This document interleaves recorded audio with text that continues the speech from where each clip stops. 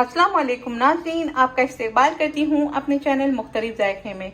नाज़रीन, आज हम बना रहे हैं बर्गर पैटी। ये तकरीबन मैकडॉनल्ड जैसी है, बिल्कुल वैसा तो नहीं कह सकते, लेकिन काफ़ी हद तक सिमिलर आपको इसका टेस्ट आएगा।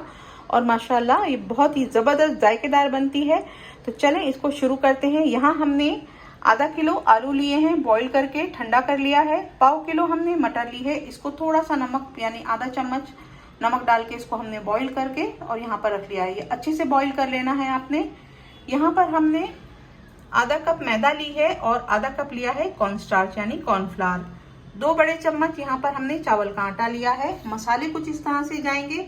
यहाँ पर हमने आधा चम्मच धनिया पाउडर लिया है जो रेगुलर घर में यूज होता है। 1 चाय का चम्मच लाल मिर्च पाउडर, आधा चाय का चम्मच काली मिर्च पाउडर है। यहाँ पर हमने लिया है गार्लिक पाउडर आधा चाय का चम्मच। 1 चाय का चम्मच यहाँ हमने लिया है जीरा, भुना कुटा जीरा है। पाव चम्मच यहाँ पर हमने ली हुई है सौंठ पाउडर। 1 चाय का चम्मच नमक है और 1 चाय का चम्मच यहाँ हमने लिया है चाट मसाला। चाट मसाला ऑप्शनल है, अगर आप डालेंगे तो जायका अच्छा होगा, स्किप कर देंगे तो कोई मसला नहीं है, लेकिन मेरी ये ख्वाहिश है कि आप इसे डालिएगा, इससे जायका आपकी पैटी का बहुत अच्छा होएगा। तो चलें इसको बनाना शुरू करते हैं। यहाँ हमने एक पैन में 1 चाय का चम्मच ऑयल डाल दिया है और ऑयल डालने के बाद डाल देना है आपने इसमें मटर। ऑयल गर्म हो चुका था। अब इसमें जो पाउडर मसाले लिए हैं वो हम इसमें शामिल कर रहे हैं। मैं एक बार आपको वापस से ब्रीफ कर दूं, यानी आपने आधा चाय का चम्मच धनिया पाउडर, 1 चाय का चम्मच रेगुलर लाल मिर्च पाउडर, आधा चाय का चम्मच काली मिर्च पाउडर, 1 चाय का चम्मच भुना कुटा जीरा लेना है, आधा चाय का चम्मच गार्लिक पाउडर, पाव चम्मच आपने लेना है सौंठ पाउडर यानी ड्राई जिंजर पाउडर, 1 चाय का चम्मच नमक और 1 चाय का चम्मच आपने लेना है चाट मसाला। इन सारे मसालों को आपने इसमें शामिल कर देना है।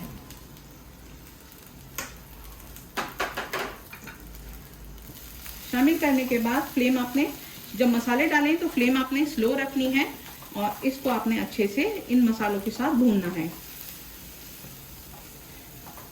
क्योंकि ड्राई पाउडर हमने डाले हैं तो थोड़ा सा हम इसमें पानी डालेंगे, लेकिन इतना कि जो हम बर्गर पैटी बनाएंगे तो उसमें नमी ना रह जाए। बिल्कुल बस 1 चाय का चम्मच जितना पानी डाल रहे हैं ताकि ये मसाले जो हैं मटर से अच्छे से मिक्स हो जाएं।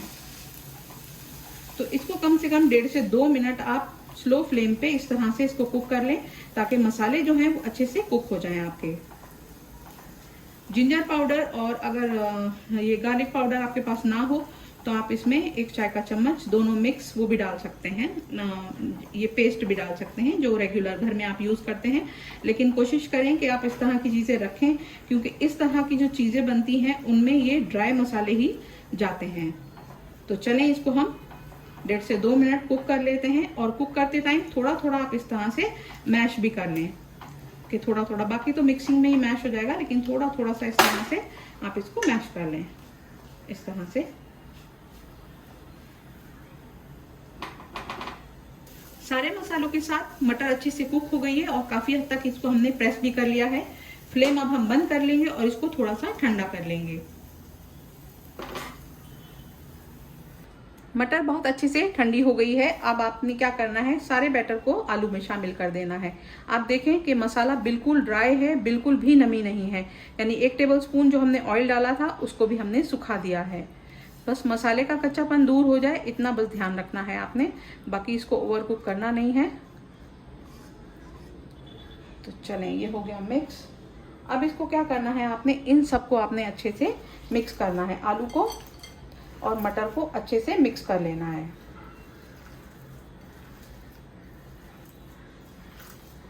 अब इसमें और कोई मसाला नहीं जाएगा, जो भी मसाला आपने मटर में मिलाया है वो सारा मसाला ही आलू में मिक्स हो जाएगा। तो सबसे पहले हम आलू को अच्छे से मैश करके इसका एक बैटर रेडी कर लेते हैं, फिर आगे दिखाते हैं आपने इसमें और क्या करना है।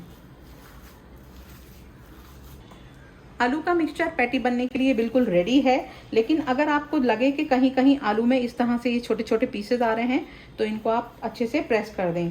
बिल्कुल आपने आलू के पीसेज नहीं रखना है, बहुत अच्छे से प्रेस कर देना है। इस तरह से अगर पैटी आपसे ये इस तरह का बैटर मैनेज ना हो तो आप क्या करें, आलू को पहले आप अच्छे से ग्रेट कर लें, वो ज़्यादा बेस्ट ऑप्शन रहेगा। तो चलें, लेकिन अभी ये पैटी बनने के लायक नहीं है क्योंकि ये भी नरम है। ये आप देखें अभी बहुत ही सॉफ्ट है। तो ये पूरा रेडी हो गया है, लेकिन अभी इसमें कमी बाकी है। अब इसमें इसकी नमी को दूर करने के लिए इसमें हम डाल रहे हैं 2 टेबलस्पून भर के चावल का आटा। चावल का आटा आप घर में भी पीस सकते हैं। मैंने तो ये घर में ही बनाया है। तो चलें अब इसके साथ इसको मिक्स कर देंगे। इससे आपकी पैटी क्रिस्पी भी बनेगी और जो मॉइस्चर है आलू का वो चावल जो है अपने अंदर एब्जॉर्ब कर लेगा। बहुत सारे लोग ब्रेड क्रम्ब डालते हैं, लेकिन ब्रेड क्रम्ब नहीं डालना चाहिए, चावल का आटा डालना चाहिए, जिससे आपकी पैटी जो है वो क्रिस्पी भी बने और मज़ेदार भी बने। चावल का अपना खुद का एक कोई फ्लेवर नहीं होता है, फीका होता है, तो इससे पैटी का जो टेस्ट है, जायका जो है वो तब्दील नहीं होगा। बस चलें, ये अच्छे से हो गया मिक्स। अब मिक्स हो गया है हमारा ये। अब इसको हम रेस्ट करने देंगे एक 5 से 6 मिनट।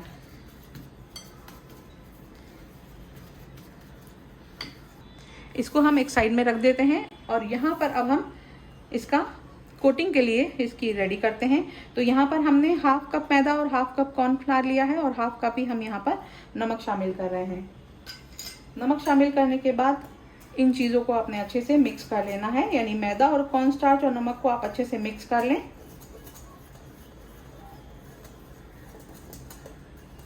चलें, ये दोनों चीज़ें अच्छे से मिक्स हो गई। अब इसका एक थिक सा पेस्ट बनाएंगे, थोड़ा थोड़ा पानी डालकर। ज़्यादा पतला नहीं बनाना है, थिक सा बनाना है। तो तकरीबन हाफ कप पानी चला जाएगा इसमें, या हाफ कप से भी थोड़ा सा ज़्यादा जा सकता है, क्योंकि ये 1 कप है दोनों चीज़ें।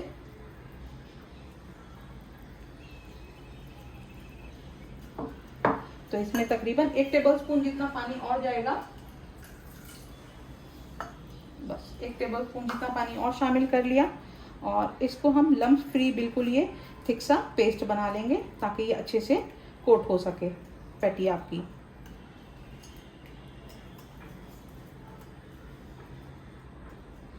बाकी चीज़ें रेडी हो चुकी हैं, बैटर रेडी हो गया, इसका कोटिंग के लिए रेडी हो गया। अब यहाँ पर हमने हाफ कप मेयोनीज ली है और मेयोनीज में हम मिला रहे हैं half tea spoon paprika powder और यहाँ पर हम डालेंगे 1 टेबलस्पून तकरीबन, यहाँ पर हमने डाला है टमाटो केचप और इसको अच्छे से मिक्स कर लेंगे। ये अब आपने जितनी बड़ी पैटी बनानी है उतना आप अमाउंट ले लें। यहाँ पर बर्गर की पैटी बहुत ज़्यादा बड़ी नहीं होती है, लेकिन आपको जितनी बड़ी बनानी है उतना बड़ा आप अमाउंट ले लें। इसको राउंड कर लें, इस तरह से राउंड करने के बाद थोड़ा सा फ्लैट कर लें और फ्लैट करने के बाद सारे कॉर्नर्स जो हैं वो अच्छे से आप इस तरह से बिल्कुल चिकने कर लें, क्योंकि ये बिल्कुल फटा हुआ नहीं मालूम देना चाहिए। जिस तरह से आप लोग कबाब या कटलेट्स बनाते हैं बस बिल्कुल ही वैसे ही बनाना है आपने। तो हम थोड़ी सी मीडियम साइज की बना रहे हैं। देखें, इस तरह से पैटी आपने बना लेनी है। जितना आप मैनेज कर सकें उतनी बड़ी पैटी बना लें। थोड़ी सी बड़ी चाहें तो बड़ी भी बना सकते हैं, लेकिन बस ये है कि मैनेज हो जाना चाहिए। तो एक और बना लेते हैं।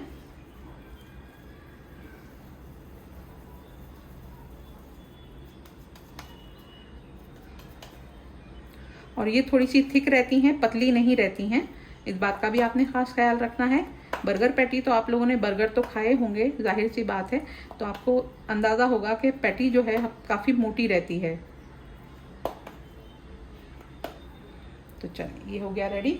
ऐसे ही हम बाकी भी सब रेडी कर लेते हैं और फिर आपको दिखाते हैं। यहाँ हमने अभी 6 पैटी रेडी किए हैं। रोजे का टाइम तकरीबन करीब है, इसलिए अभी हमने 6 रेडी किए हैं और थोड़े से आपको फ्राई करके दिखाएंगे। चलिए, मैदा के जो घोल और कॉर्नफ्लावर का जो आपने ये घोल बनाया है, स्लरी बनाई है थिक सी, इसको एक बार अच्छे से मिक्स कर लें और मिक्स करने के बाद एक पैटी उठाएं और इस तरह से इसमें डिप करें। बहुत संभाल के करना है आपने, और एक्स्ट्रा जो है वो आपने इस तरह से झाड़ देना है। झाड़ने के बाद ब्रेड क्रम्ब पर रखना है और इस तरह से दूसरे सूखे हाथ से आपने इसको इस तरह से कोट कर देना है। इसको फ्राई करने के लिए ऑयल भी हमने गरम करने रख दिया है। ये देखें, आप इस तरह से इसको आराम से आप अच्छे से कोट कर लें दूसरे हाथ की मदद से। ये हाथ हमारा गीला है, इस वजह से हम आपको लेफ्ट हैंड से दिखा रहे हैं। आपको पास से दिखा दें, इस तरह से पैटी को बस बिल्कुल वैसे ही जैसे कटलेट वगैरह आपने फ्राई करने होते हैं, बिल्कुल वैसा ही आपने, बस ये है कि थोड़ा सा क्रम आपने दबा दबा कर इस पर इस तरह से लगा देना है। चलिए, तो ये देखा आपने कितनी आसानी से ये रेडी हो गया। तो बाकी भी हम इस तरह से कोट करके आपको दिखाते हैं। पैटी को फ्राई करने के लिए ऑयल अच्छे से गर्म कर लिया है। मीडियम हीट पर आपने 5 मिनट अच्छे से ऑयल को गर्म कर लेना है और फ्लेम स्लो कर लेनी है। अच्छा, पैटी इस पॉइंट पे आप इसको फ्रीज कर सकते हैं। पहले आप ऐसे ही इसको फ्रीजर में रख दें किसी भी खुली ट्रे में, ताकि ये अच्छे से कड़क हो जाए, यानी टाइट हो जाए। उसके बाद किसी भी एयर टाइट कंटेनर में या जिप लॉक बैग में आप इसको फ्रीज कर सकते हैं। तो चलें, अभी फिलहाल हमने 6 पैटी बनाई है, लेकिन पूरा तरीका आपको बता दिया कैसे आपने कोट करना है, कैसे आपने बनाना है। अब इसे हम फ्राई कर लेते हैं।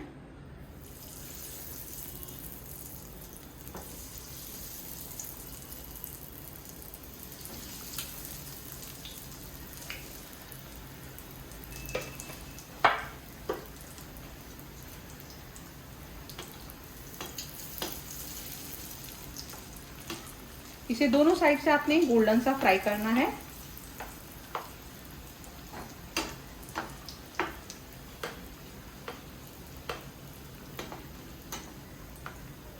बाकी सब चीजें अच्छे से पकी हुई हैं, बस ऊपर की और नीचे की जो लेयर है वो आपने क्रिस्पी करनी है। तो उस हिसाब से आपने मीडियम फ्लेम पर इसको अच्छे से फ्राई करना है।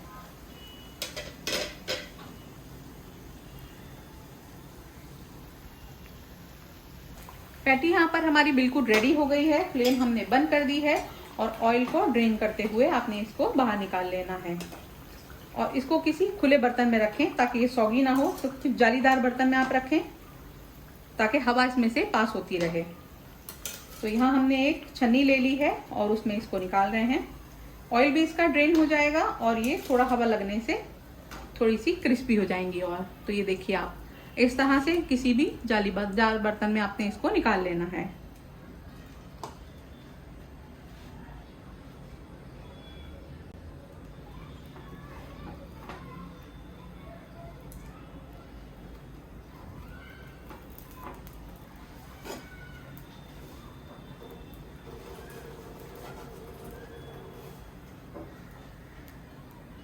चलें, बस भी हमारे सिक्कर रेडी हो गए हैं। ये आप देखें, बस हल्का सा आपने इसको सेकना है।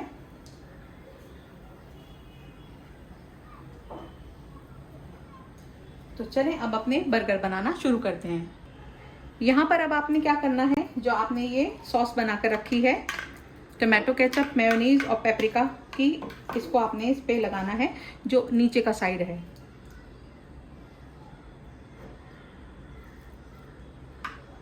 मैकडॉनल्ड्स वगैरह में तो वो लोग अमाउंट एक हिसाब से ही लगाते हैं, क्योंकि उनको बिजनेस करना होता है, लेकिन घर में आप अच्छा अमाउंट लगा सकते हैं।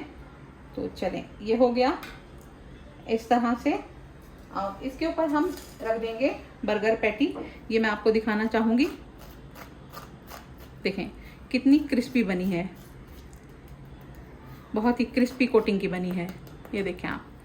चलें, तो इसको हमने रख दिया। इसको रखने के बाद अब यहाँ पर हम सैलेड लीव्स रख रहे हैं। ये लेट्यूस आइसबर्ग जिसको कहते हैं, वो अपने रख देना है। उसके बाद आप रख दें इसके ऊपर 2 पीस टमाटर। टमाटर रखने के बाद जो ये ऊपर का पोर्शन है, इस पे भी आप थोड़ा सा मेयोनीज ये लगा सकते हैं। और ये आपके अपने ऊपर है, जैसा कि हमने कहा कि आप अच्छे से भर भर के लगा सकते हैं। और थोड़ी सी आप इसके ऊपर भी डाल दें इस तरह से। चलें, और इसको आप इस तरह से रख दें। तो बन के रेडी हो गया हमारा बर्गर। ऐसे ही हम दूसरा रेडी कर लेते हैं। जैसा वेज पैटी का बर्गर बन के रेडी है। ये बहुत ही यमी पैटी बनी है और पैटी भी बनाने का तरीका हमने आपको अच्छे से दिखा दिया कि किस तरह से आप बना सकते हैं, किस तरह से इसको फ्रीज कर सकते हैं। तो ये अभी बिना फ्राई हुई है जो हमने आपको दिखाई, इस तरह से आप फ्रीज कर सकते हैं इसको एयरटाइट कंटेनर में, और जब चाहें बना सकते हैं। तो नाज़रीन, और ये असेंबल करके भी हमने आपको दिखाया कि किस तरह से आपने इसको असेंबल करना है और किस तरह से क्या क्या लगाना है। इसमें आपने अगर कच्ची प्याज भी आपने रखना चाहें तो थोड़ी सी वॉश करके छोटे छोटे पीसेज में वो भी रख सकते हैं। ये ऑप्शन है, आपके अपने ऊपर है, जैसा चाहें आप इसको बना सकते हैं। तो नाज़रीन, ये रेसिपी आपको कैसे लगी, बनाने का तरीका आपको कैसा लगा? अगर आपको ये पसंद आया है तो इसको जरूर लाइक करें, शेयर करें और सब्सक्राइब करें हमारे चैनल को, और बेल आइकन दबाना ना भूलें ताकि लेटेस्ट नोटिफिकेशन मुख्तलिफ जायके की आपको हरदम मिलती रहे। नेक्स्ट रेसिपी के साथ सीमा शेख आपकी खिदमत में फिर हाजिर होगी। अल्लाह हाफिज।